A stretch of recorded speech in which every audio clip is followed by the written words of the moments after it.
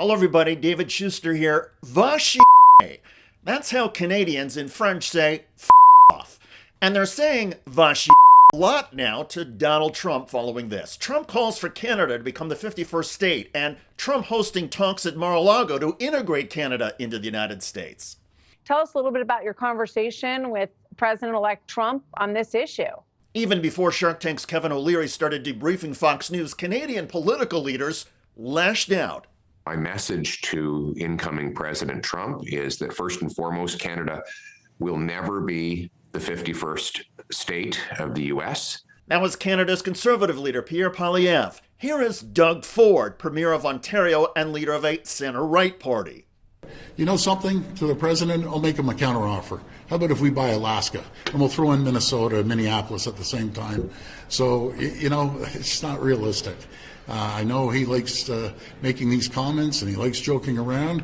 I take that seriously. He may be joking, but under my watch, that will never, ever happen.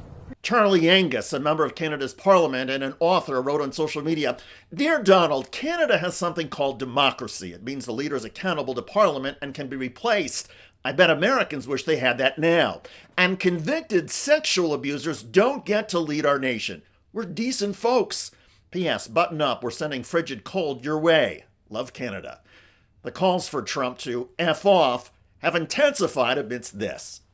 Breaking right now, the Prime Minister of Canada, Justin Trudeau, just resigned. I intend to resign as party leader, as Prime Minister, after the party selects its next leader through a robust, nationwide, competitive process. Justin Trudeau's political standing in Canada had been weak for years. Still, MAGA World was delighted by Trudeau's final demise and gave Donald Trump credit. He sat down across the table from President-elect Donald Trump and said, I don't think I'm qualified to handle this. And I think that that's why we're seeing him exit stage left. The president-elect himself also taking credit for the resignation and again calling for Canada to become the 51st state. Writing on social media, the United States can no longer suffer the massive trade deficits and subsidies that Canada needs to stay afloat. Justin Trudeau knew this and resigned. If Canada merged with the U.S., there would be no tariffs, taxes would go way down, and they would be totally secure. Together, what a great nation it would be. So, just minutes after Trudeau's resignation, there was Donald Trump renewing his calls for Canada to become a U.S. state and taking credit for Trudeau's departure.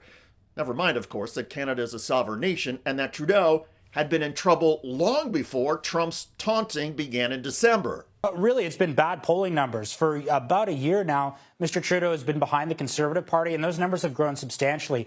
In the past few months, the Liberals projected to, in the next election, which will take place in 2025, potentially lose by between 20 and 25 points, get absolutely wiped out in the House of Commons, Canadian Parliament, and potentially be not the first party, not the second party, not the third party, the fourth party in Parliament. So there was really a mutiny from Liberal members of Parliament to tell Justin Trudeau he needed to quit. And Mr. Trudeau quit today in the face of potentially more resignations from Cabinet. A few weeks ago, he lost his Deputy Prime Minister and Finance Minister, who quit just hours before a big fall economic statement. Now, to be fair, Donald Trump's trolling of Trudeau in recent weeks, including telling the Canadian Prime Minister to his face in Mar-a-Lago that he, Trudeau, should be the governor of Canada and that Canada should be a U.S. state, well, that didn't help Trudeau.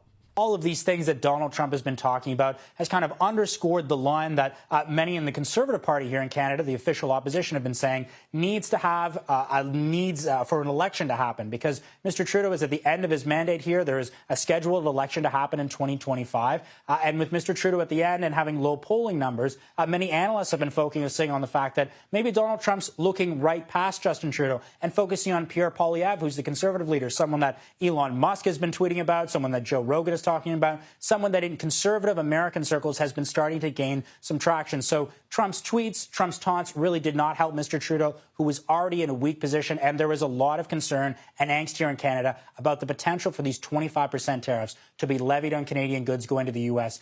Estimates up here would see a potential 5% GDP cut in the Canadian economy, a potential disaster for Canada.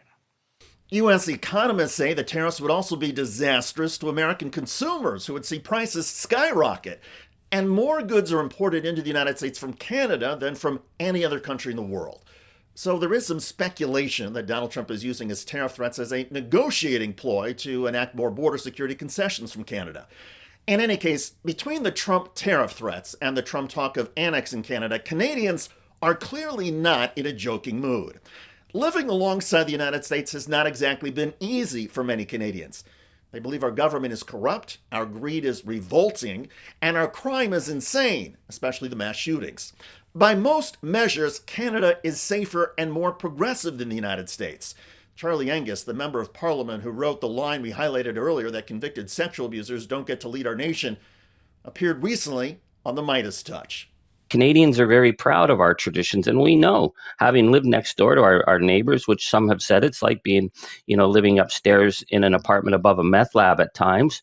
But yeah, our taxes might be slightly higher, but it doesn't cost us a dime to go to the doctors, and we don't have people shooting CEOs on the streets because they can't get medical coverage. Living alongside the United States is like living above a meth lab. And that saying among Canadians has been around for a while. Still, all of the Trump talk about Canada somehow being part of the United States has prompted a hilarious counterintuitive take from CNN's Van Jones. I don't understand why anybody's mad at Trump about this. I'm serious. If Trump wants for Canada to become the 51st country, that would be a huge blue state. Yeah. A huge blue state. I would be retracting my so happy. Exactly. Like, do not need two more I don't think that Trump has thought this through.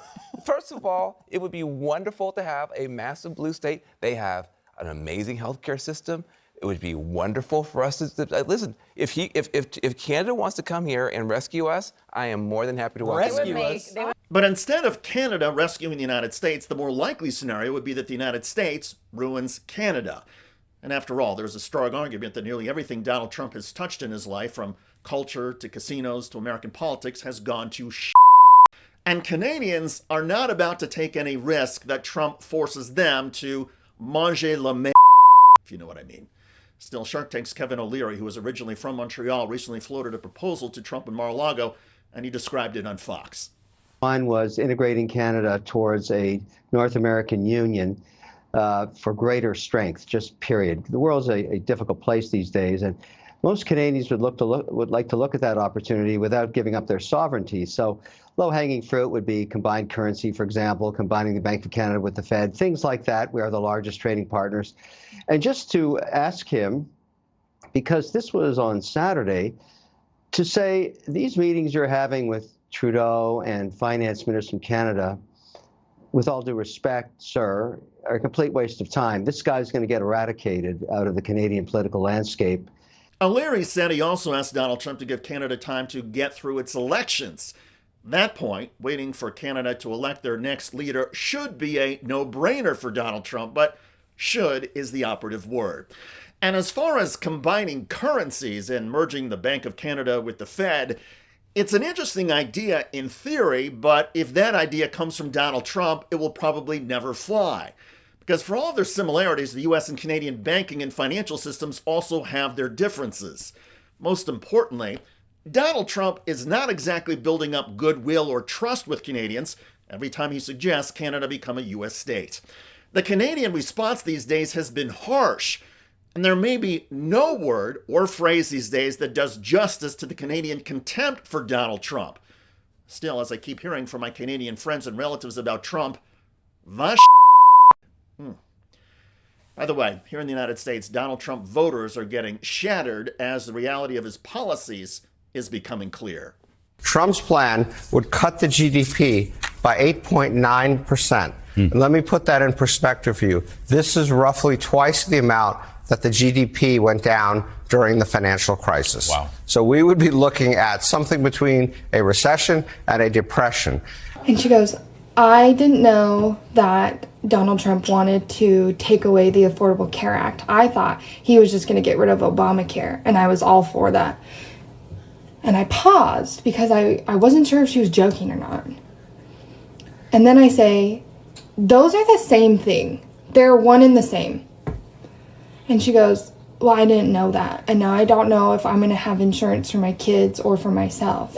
Check out that video at the link below. It generated a lot of comments on YouTube. One of the most popular is from Joe Daniels, who wrote, "The racism is in full view when it comes to Obamacare versus the ACA. What a bunch of ignoramuses." I hear you. I look forward to reading your comments about Canada telling Donald Trump, "Vash mange la." I'm David Shuster. Thanks for joining us.